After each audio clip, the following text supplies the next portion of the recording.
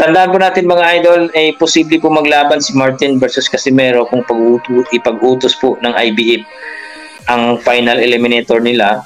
So kung mananalo sa kanila mga idol, mapapalaban for championship dito kay Sam Goodman. Just in case lang po mga idol, kapag ka po ang champion po o ang undisputed bout ni Marlon Tapales versus Sam Goodman, Naoya Inoue sa December 26, kung di ako nagkakamali, ay aakyat na po yun, yung champion dyan.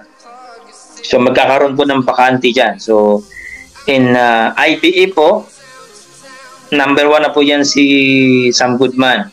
At sa WBO, Sam Goodman pa rin yung number 1. At number 2 sa WBO, si Luis Pantera Neri. At WBC, si Neri naman ang number 1. At WBA, yun nga si Morjon Akhmadaliev na makakalaban niya ngayong December 16 for final eliminator bout po mga idol dito po sa WBE.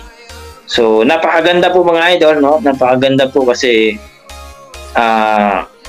okay po yung okay po, pareho po sila. Yun ang magandang panoorin mga idol eliminator bout dito kay Kevin Gonzalez, no? Kevin Gonzalez versus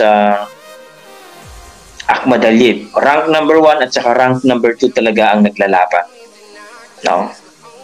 So yan po ang maganda. So Morjon Akhmadaliev hindi tatakot na labanan ang kanyang nasa baba niya. Yun po ang maganda kasi nga yung iba kasi mga idol, kung mararapatin yung iba kasi like ni Alim, like ni Neri, hindi lumalaban din siya ng nasa ranking niya. No, depende po yun sa mga idol, sa pagkakalam ko, depende po yan sa promoter talaga na baka matakot po silang masilat ang kanilang mga boxer. Kasi palapit na po yun.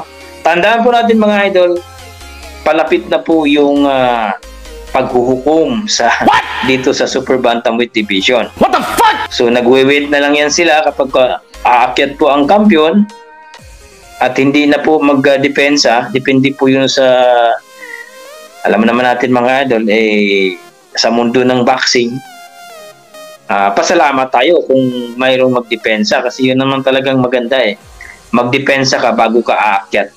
Kaso ang problema, magdepensa ka bago ka mag-undisputed, magdepensa ka muna bago ka aakyat ng ibang division para mas maganda. Ang problema mga idol, alam naman natin na dito po sa kalakaran ng boxing,